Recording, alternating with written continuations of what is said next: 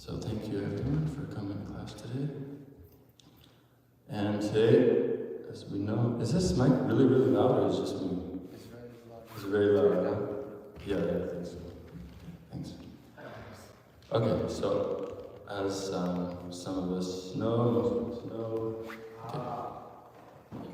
today is the appearance day. She Madhavendra Puri. I want to see that. So yeah, somehow no Bhagavatam verse is given, so we'll just speak on Madhavendra Puri. So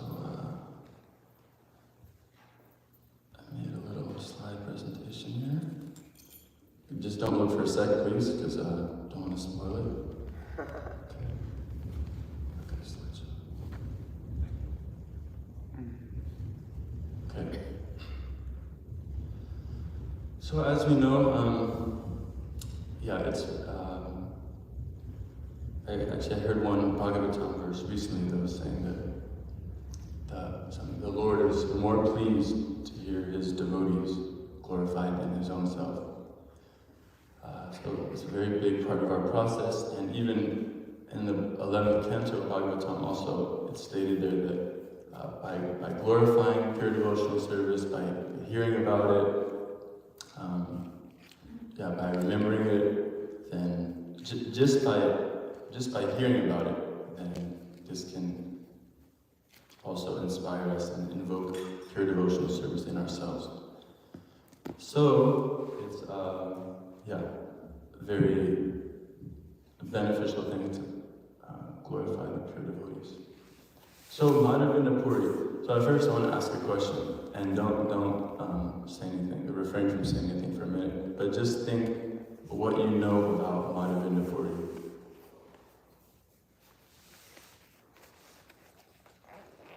Okay, can anyone say anything? Okay. Lord Chaitanya respected him as a spiritual master. Lord Chaitanya respected him as a spiritual. Obeyed him as a spiritual master. He obeyed him and respected him as his own spiritual master. Okay. And then Vaitacharya was his disciple. Okay. Okay. Yeah, we'll learn a little about that. Okay, thank you. Yes, Guru. He's the spiritual master of Ishwar Puri. Yeah. Who is the spiritual master of Lord Madhavendra. Yep. And from Madhavendra Puri onwards, we have worship of Radha, Krishna, Sampradaya. Prior to Madhavendra Puri is only worship of only Krishna.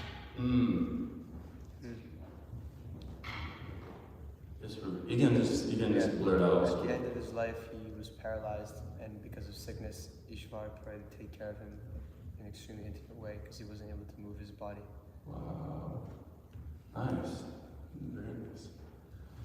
Anyone else? Okay, so the reason I said that is because I heard this recently. Curiosity is to knowledge what hunger is to, I guess, for us, prasada. So if we realize how much we don't know, then we'll be a little more eager to know. Okay, so here's Madhavendra Puri. So some of the things that I'd like to speak about is exemplary determination. Teamwork makes the dream work. Yeah. Perfect instrument of the Lord, and he sowed the seeds of conjugal love. Of Radha Krishna, of course. Okay, so here's a verse from the CC. I offer my respectful thanks unto Madhavendra Puri, who was given a pot of sweet rice, stolen by Sri Gopinath, celebrated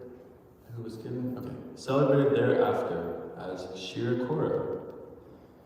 Being pleased by Madhavendra Puri's love, Sri Gopal, the deity at Govardhan, appeared to the public vision.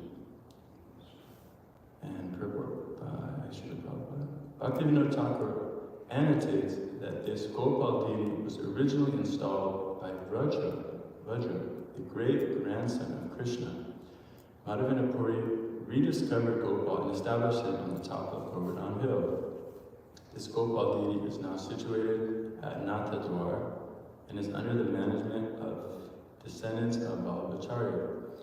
The worship of the deity is very luxurious, and one who goes there can purchase varieties of prasadam by paying a small price.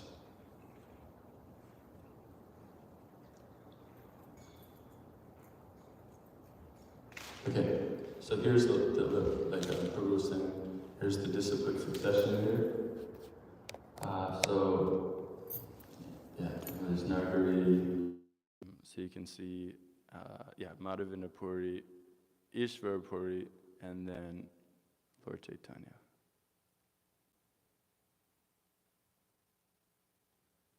Okay. So there's a few pastimes in the Chaitanya Charitamrita about Madhavendra Puri, some of which the verse just kind of hinted at, and pretty much Madhavendra Puri was like he was like a madman, you know. He would exhibit these ecstatic symptoms, and so one day he decided to go to Vrindavan for pilgrimage, like many devotees here in Vrindavan now, probably exhibiting similar ecstatic symptoms. And so when he got there, he got to Govardhan Hill, and he just started dancing, like going crazy, you know, fainting and getting up and dancing wildly like that. And then, he felt a little tired, so he's chanting under this tree, and then this little boy comes up to him, and this boy says, here I brought you some milk, please take it. And he was saying, Madhavendra Puri was saying, well, how did you know I was hungry? And the boy was like, I make sure no one in my village goes hungry, and some of the ladies told me that you were hungry, so here you go. So he takes the milk, and it's just like the best thing he's ever had, and he's just can't stop thinking like, wow, this little boy, he was so beautiful, you know. So he takes rest, and then as he's taking rest, this same boy comes to him, but he realizes, oh my God, this boy was actually Krishna, because in this dream he tells him, he says, my dear Madhavendra Puri, I'm actually, I'm situated in the forest somewhere, and when the Muslims came many decades back, they hid me in the forest, and now I'm there stranded, so please come and rescue me. So Madhavendra Puri wakes up, and immediately, he has this mission, So he gathers all the village people, and they get all their, hoes and whatever, machetes and whatever they're using at that time. And they go to the forest and start clearing it away.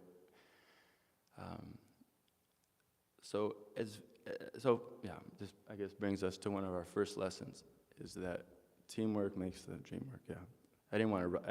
I feel bad even writing it all out because it's such a cliche statement. But yeah, so teamwork makes the dream work. So Madhavendra Puri, he could have been like, okay, I'll just do it myself, whatever. There's a big forest, no problem, I'm a strong guy, and just done it himself. But no, he actually saw, okay, well, to effectively serve the Lord, then I'm gonna need some help, right? So many times, especially coming from Western backgrounds, we're very independent, right? We just want to do everything ourselves. We don't need anyone else. But we can see from this example that, we need others in order to fulfill the mission of the Lord. Like, there's stories of Ram Roy Prabhu. He would go out alone, and even he applied this principle so much that sometimes he would just call some homeless guy, hey, come on, you just come sit here and just, play these little metal things, and so like this. So I always remember this statement Vaisheshika Prabhu said, that in past yugas, there was different austerities, right? Like meditating in the water, like that, or opulent deity worship, performing great yagyas, so much ghee. But in this age, what's the austerity? It's just tolerating each other. So, yeah. So living in community, like the saying goes, put many rocks together and they just kind of smoothen themselves out. Okay. So anyway, so now Madhavendra Puri, they're going out to the forest, and yeah, they find this deity, and yeah. So we'll do a little narration, because what happens is, now pretty much there's this epic installation ceremony. It doesn't really, it's not like so climactic, it's kind of anticlimactic. It's like, okay, they went out there, got everyone together, and then they found the deity. At least in the Chaitanya Charitamrita. Maybe Chaitanya Mangal has some more details.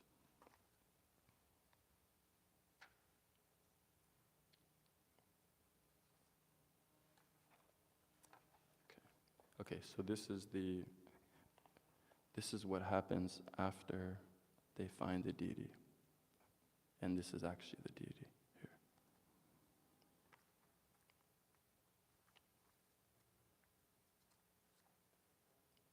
Okay. We'll let the background music get situated, and also I have to find my bookmark.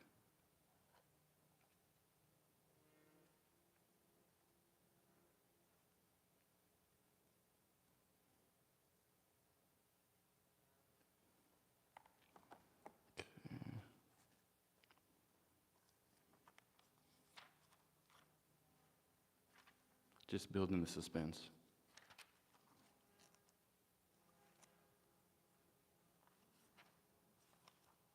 Okay.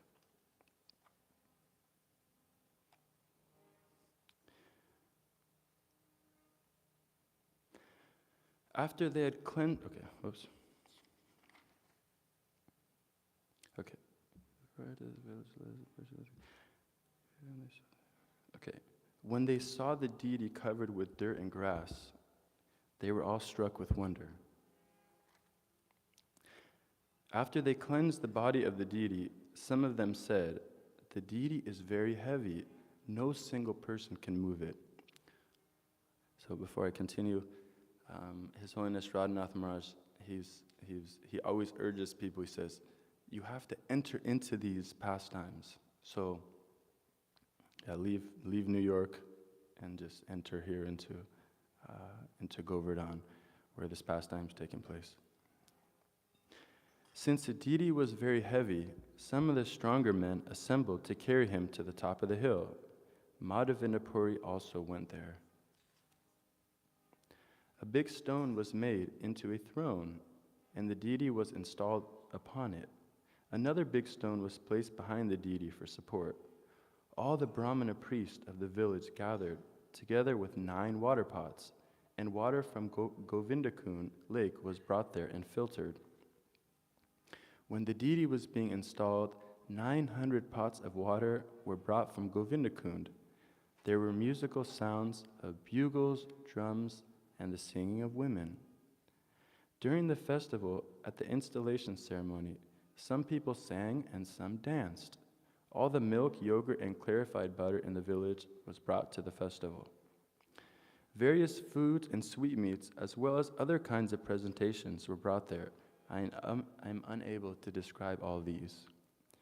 The villagers brought a large quantity of tulsi leaves, flowers, and various kinds of garments. Then Sri Madhavendra Puri personally began the Abhishek, bathing ceremony.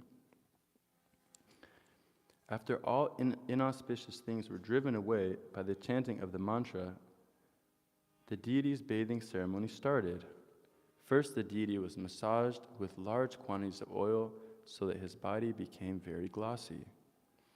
After the first bathing, further bathings were conducted with Panchagavya, and then with the Panchamrita.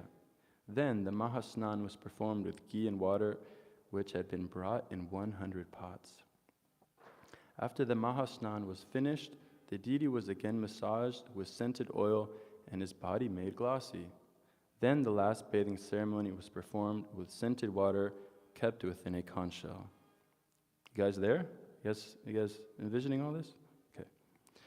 After the body of the deity was cleansed, he was dressed very nicely with new garments. Then sandalwood pulp, tulsi garlands, and other fragrant flowers were placed upon the body of the deity. After the bathing ceremony was finished, incense and lamps were burned, and all kinds of food was offered before the deity. These foods included yogurt, milk, and as many sweetmeats as were received. The deity was first offered many varieties of food, then scented drinking water in new pots, and then water for washing the mouth. Finally, pan mixed with a variety of spices was offered. After the last offering of tambula and pan, boga artrik was performed. Finally, everyone offered various prayers and then obeisances, falling flat before the deity in full surrender. As soon as the people of the village had understood that the deity was going to be installed, they brought their entire stocks of rice, dal, and wheat flour. They brought such large quantities that the entire surface of the top of the hill was filled. When the villagers brought their stocks of rice, dal, flour, the potters of the village brought all kinds of cooking pots, and in the morning the cooking began. 10 brahmanas cooked the food grains, and 5 brahmanas cooked both dry and liquid vegetables. The vegetable preparations were made from various kinds of spinach, roots, and fruits collected from the forests. And someone had made pada and padi by mashing dal. In this way, the brahmanas prepared all kinds of food. 5 to 7 men had prepared a huge quantity of chapatis, which were sufficiently covered with ghee, as were all the vegetables, rice, and dal. All the cooked rice was stacked on palasa leaves, which were on new cloth spread over the ground. Around the stacks of cooked rice were stacks of chapatis, and all the vegetables and liquid vegetable preparations were placed in different pots and put around them. Pots of yogurt, milk, buttermilk, and sikarini, sweet rice, cream, and solid cream were placed alongside the vegetables. In this way, the Anukut ceremony was performed, and Sri Madhavendra Puri Goswami personally offered everything to Gopal. Many water pots were filled with scented water for drinking, and Lord Sri Gopal, who had been hungry for many days, ate everything offered to him. Yeah, remember, he was underground for a long time before this. Although Sri Gopal ate everything offered, still by the touch of his transcendental hand, everything remained there. How Gopal ate everything while the food remained at the same time was transcendently perceived by Madhavendra Puri Goswami. Nothing remains a secret to the devotees of the Lord. The wonderful festival and installation of Sri Gopalji was arranged in one day. Certainly all this was accomplished by the potency of Gopal. No one but a devotee can understand this. Sri Madhavendra Puri offered water for Gopal for washing his mouth, and he gave him betel nuts to chew. Then, while Arti was performed, all the people chanted, "Jai, Jai, all glories to Gopal." We can all repeat that. Jai, Jai, all glories to Gopal. Arranging for the Lord's rest, Sri Madhavendra Puri brought a new cot, and over this he spread a new bedspread, and thus made the bed ready. A temporary temple was constructed by covering the bed all around with a straw mattress. Thus there was a bed and a straw mattress to cover it. After the Lord was laid down to rest on the bed, Madhavendra Puri gathered all the brahmanas who had prepared the prasadam and said to them, "Now feed everyone sumptuously, from the children on to the aged." So then prasadam took place, the deities took rest, and Thank you very much, Stefanki. Yeah, so after this, the Lord was put to rest, and everyone was fed nicely. And then it's actually explained that the local villagers, they were also very, very inspired by this, and then they performed similar ceremonies in the days that followed. So, so some inspiration on serving the Lord, especially because Gaurapranim is coming up, and you'll be doing similar ceremonies, so you can think how, wow, yeah, these are eternal pastimes that take place.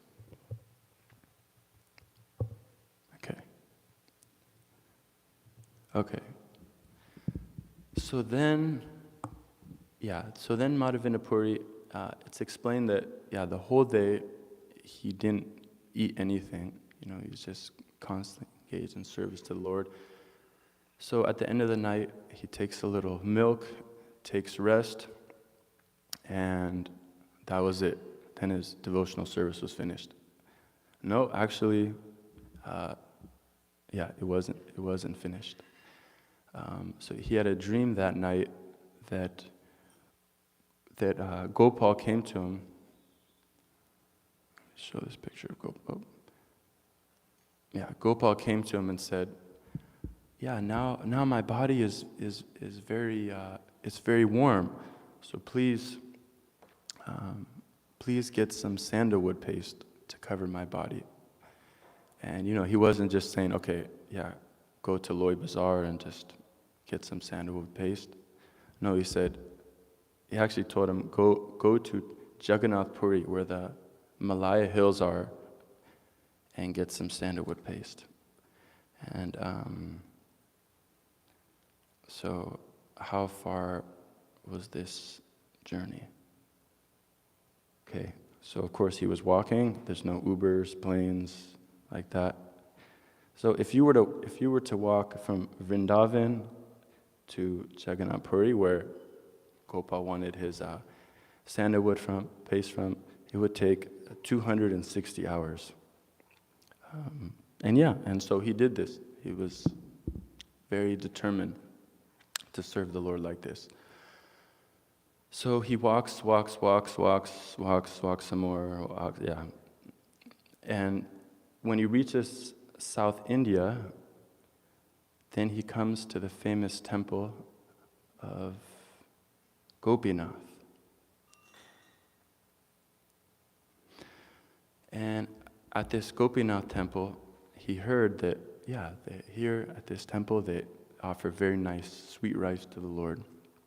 And he was thinking, wow, I'd like to be able to offer Gopal some nice sweet rice.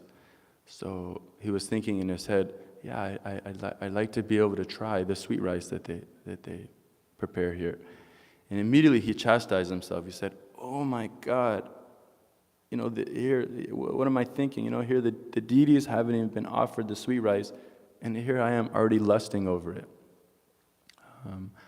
So of course it was just for service, and I don't think many of us ourselves chastise ourselves for such things.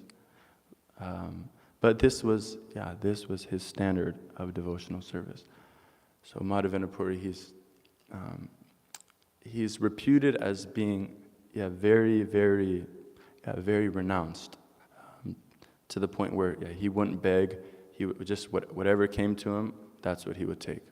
So anyways, we'll hear a little bit more about that. So he just had this thought, and then he was, then that was it. He chastised himself, and he thought, okay, well, if the Lord provides, fine, but if he doesn't, all right. So then he goes by into the village, and does what all sannyasis at that time do: go under a tree, start doing your bhajan. And that night, this Gopinath Deity comes to the head pujari, and he says, there's this great devotee, Madhavendra Puri, and I'd like to give him some of this sweet rice, and I actually saved it. I actually, saved it. So does this look familiar to anyone? Okay, good, yeah. So that's it, there's the Pujari there, yeah. Of course I think that looks like Radha Govinda, but anyways. Yeah, so the Pujari was inspired in a dream, and so the Pujari wakes up, and he goes and he sees, wow, yeah, okay, it's right exactly where the deity had said it would be. So then he gets it, and he goes into town, and he's saying, Madhavendra, is there a sannyasi here named Madhavendra Puri? Madhavendra Puri, where are you? You know, the deities have commissioned me to give you this sweet rice. So Madhavendra Puri, humbly comes forward and then he gets the sweet rice, and he tries it, and then of course we hear that he saved the pot. He broke the pot into pieces, and he actually saved it, and then preceding days he would eat some of that pot out of his great devotion, and just eating the pot would give him great ecstatic feelings. So then Madhavendra Puri takes, and then he's like, okay, now I gotta leave, because if people hear that the deity was, trying to find me, then they're gonna start glorifying me like that. So let me get out of here before they start worshiping me. So there's a nice verse in the 11th canto of Bhagavatam, where it's a nice lesson to us all. It says that one should not kind of display or announce one's devotional service. Sometimes if you go out and you distribute a lot of books, then everyone you meet, they're also going to know. But that Bhagavatam verse is very nice. It's saying that one shouldn't exhibit one's devotional endeavors, and in this way one will stay prideless. So next time you have that urge, just you feel that urge within yourself to tell someone how great of service you did. Try to restrain. Then Madhavendra Puri goes to the Jagannath temple, and he tells them that I've been commissioned by Gopal in Vrindavan to come get this sandalwood, so can you please help? And of course they were very eager. So they give him sandalwood pulp, and how much does he have to take? Does anyone remember? I'd be surprised if you did, but I think kg? It's 87 pounds. So those of you who've been to Jetro, those, generally things come in 50-pound bags, right? Like the cabbage and the broccoli, or the cabbage and the carrots, like that. So, that's it's heavy, To pick it up is it's not easy, and that's 50 pounds. So, 50% more. And in Gita Nagari, when we had these volunteer programs, we would ask the volunteers, okay, before you come, one of the qualifications, one of the questions we would ask is, can you lift a 50-pound bag? And of course everyone says yes, but then when they come and you ask them to lift a 50-pound bag, then you realize maybe they weren't so honest on the questionnaire.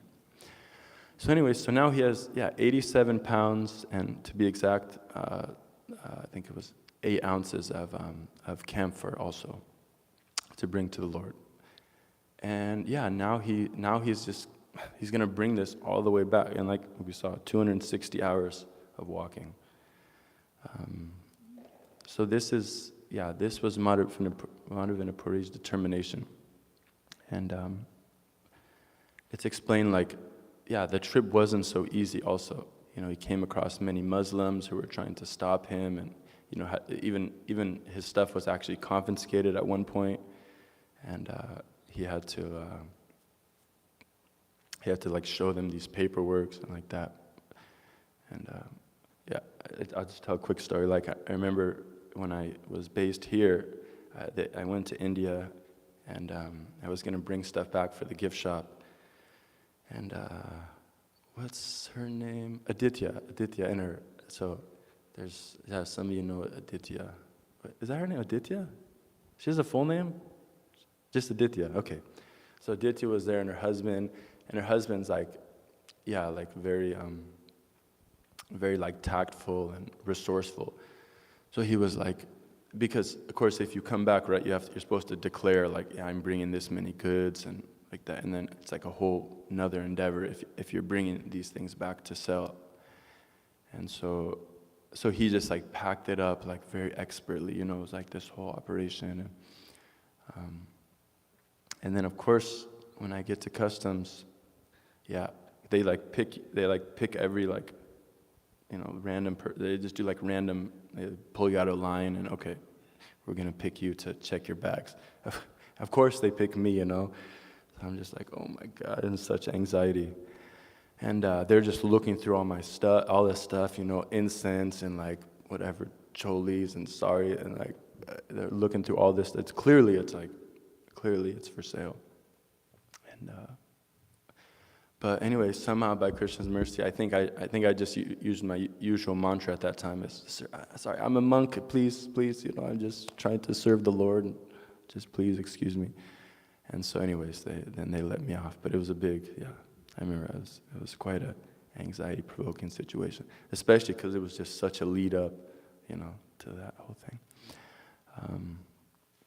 So Madhavendra Puri also, even though he was carrying so much and it was such a long trip, he also dealt with lots of obstacles on the way. Of course, there's so many thieves around there when you're going through the forests and stuff. So I remember just hearing this pastime. It just was such a inspiring thing about determination, right? And Krishna even says in the Bhagavad Gita, Satatam kintayanto mam yadantaschat dvidhavrataha. So this is a description of the pure devotees. Pure devotees always worshiping me, offering me obeisances, and engaging in service with great determination. So how determined are we? Like sometimes just some little thing will come up, Like even for this class, oh my God, apparently I forgot the charger in New York. So do I still, make this presentation or do? So anyways, in all devotional service, it takes some drita vrata, it takes some determination, right, to continue despite all obstacles. And maybe Hari Vilas, maybe you told me this devotee who, this Mataji who organizes the Polish tours or the Woodstock Festival, something like that. I think the Woodstock or something. And obviously very powerful because to organize these big festivals, and I think it was described that she could bend the world to fit her will. So this is what it takes. And I remember also one time I was with my god sister Mangalartik, who some of you know, and we had arranged for a college program for our Guru Maharaj, and we were walking to the program, and she's just wonderful devotee, very super dedicated, very empowered, and she was saying, if no one comes to this class, I'm just going to start going into these classrooms and just pulling guys by the neck and saying, like, you're going to come listen to my guru speak. So, so this determination is very powerful. And His Holiness Devamrita Maharaj, he's always kind of pushing us, saying, okay, how much in your material life, think of an example where you tried very hard, where you just overcame all obstacles, whatever, stayed up late studying, or just went through so many difficulties because you had a goal in mind and you were driven to find it. So think about these examples from your own life, and now you should at least be putting as much endeavor to serve Krishna. At least. Hopefully more, but at least that much. or else you're just cheating. So like that. So this is a very, great lesson from Madhavendra Puri that, he was just so determined at all costs. He was going to get this sandalwood paste to his deities. And of course, because the Lord is not cruel, he's not going to just, he doesn't want, it's not like he wants to torture us. He wants to see the devotion, but what happened with Madhavendra Puri was, it's explained that the Lord saw, oh my God, just see all the effort my devotee is putting into bringing me the sandalwood paste, going through all this trouble with the Muslims and walking so far like this. So he appeared to him in a dream. He said, my dear devotee, there's a lot longer way to walk. But what you can do, just go to this Gopinath deity, which is the deity he got that sweet rice from. Just go to this Gopinath deity. You can apply the sandalwood paste there, and because I'm non-different, I will also feel cool by such endeavor. So then Madhavendra Puri goes and does like this. So it shows that the Lord just wants to see our endeavor, but He's not cruel. He'll also meet us halfway like that. So like I said, Madhavendra Puri was just, let me see what I have next here. Okay. A completely ecstatic devotee, and it's explained that he sowed the seeds of this ecstatic love in the conjugal rasa with Krishna. So there's a nice verse here. Oh, is that the verse? Okay, I'm going to have to forward a little.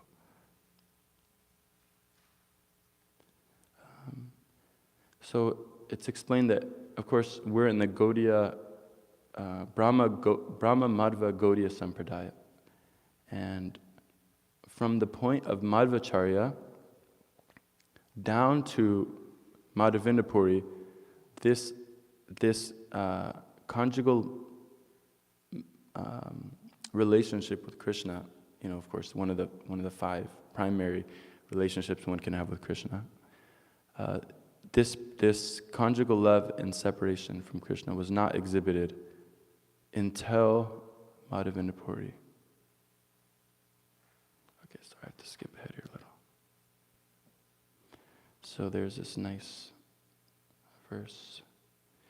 So it's described that Madhavendra Puri would be continuously reciting this verse. Just like I heard Ryan singing this nice verse the other day. And I said, hey, what is that verse? Yep, after saying this. It's around here somewhere.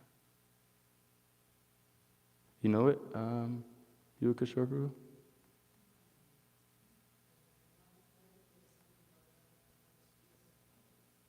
Yeah, Apina, okay. I'll find it in a minute here. Oh, wait, actually I have it.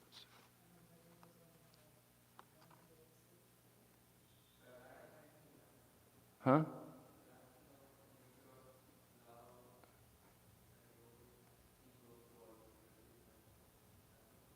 No, this one is one verse he would sing that was showing the mood of separation in conjugal love.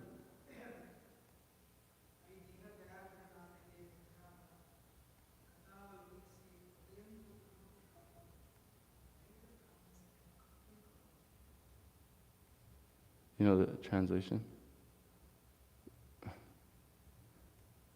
Okay, it must be this one. It must be this next one here.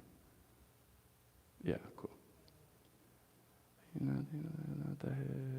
Can you recite it, Pru? Maybe you can recite it and we can respond.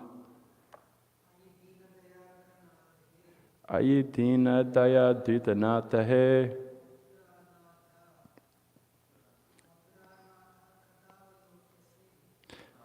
Nata kavalo kese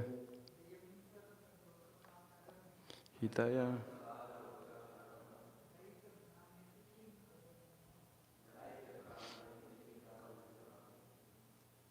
Okay, translation.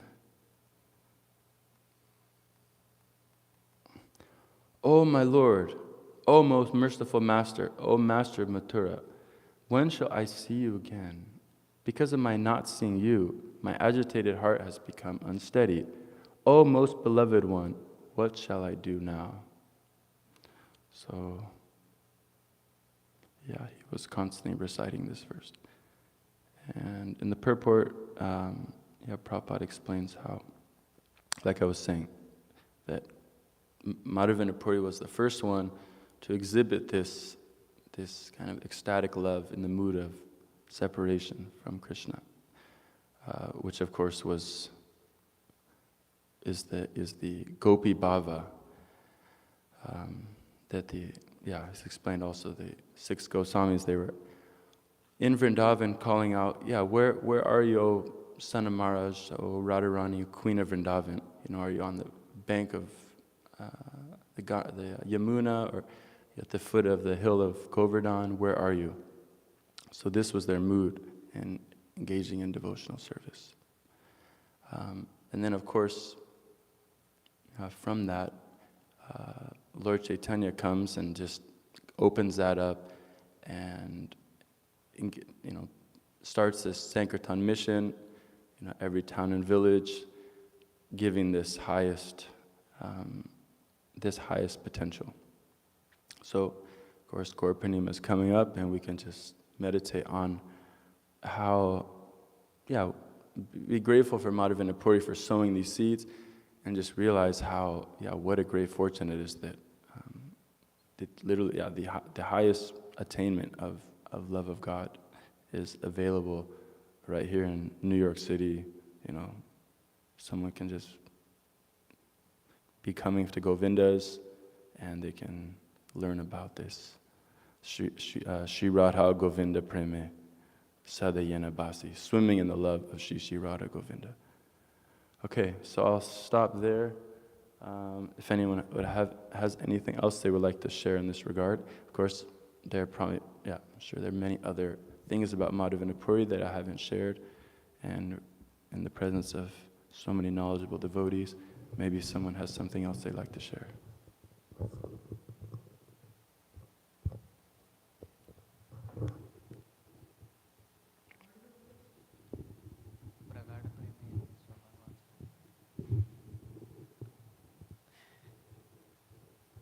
There is another verse that explains the intense devotion of Madhavendra Puri. So that where Krishnadas Kaviraj Goswami writes, Pragada Preme Swabhava Achar. Like, this is the nature of intense devotion, that he is ready to go through such difficulties to go and bring the sandalwood for the sake of Gopal. So only one who has such high level of devotion can go through such difficulties to execute for the service for the pleasure of the Lord. Yeah, actually, I think you proved. There's actually this, in the end of this 4th chapter, like the verses preceding this verse, there's so many nice verses, and I think that's where this verse you're talking about falls. So if no one has anything else, I'll read a few of these verses because they're very nice.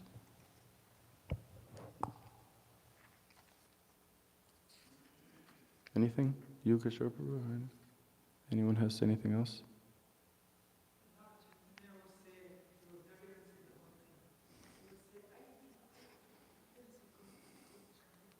Wow.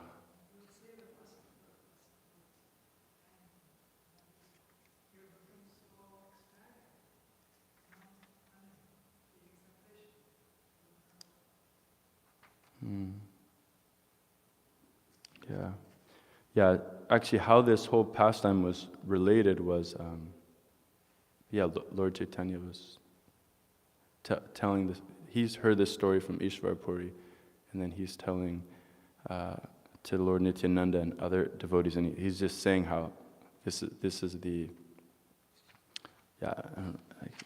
The verse is around here somewhere. But yeah, this is like the highest. Okay, here we go. Chaitanya Mahaprabhu placed the standard of Madhavendra Puri's intense love before Nityananda Prabhu for judgment. Quote, all his loving activities are uncommon, end quote. Chaitanya Mahaprabhu said, indeed, one is struck with wonder to hear of his activities. Sri Madhavendra Puri used to remain alone. He was completely renounced and always silent. He was uninterested in anything material, and for fear of talking about mundane things, he always lived without a companion. After receiving the transcendental orders of Gopal, this great personality traveled thousands of miles just to collect sandalwood by begging. Although Madhavendra Puri was hungry, he would not beg food to eat. This renounced person carried a load of sandalwood for the sake of Sri Gopal. Without considering his personal comforts, Madhavendra Puri carried one mound, about 82 pounds of sandalwood, and 20 tolas of camphor to smear over the body of Gopal. This transcendental pleasure was sufficient for him. So yeah, these nice verses here. To test the intense love of Madhavendra Puri, Gopal, the Supreme Personality of Godhead, ordered him to bring sandalwood from Nilachala, and when Madhavendra Puri passed his examination, the Lord became very merciful to him. So anyways, the end of this chapter is really nice if anyone wants to read through it. Okay, so thank you very much for your kind attention. Hope something was learned about Madhavendra Puri and it can increase our meditation and appreciation of him today. Shri Madhavendra Puri ki jai, Shri Prabhupada ki jai, Go Premanande Hari Hari Bo.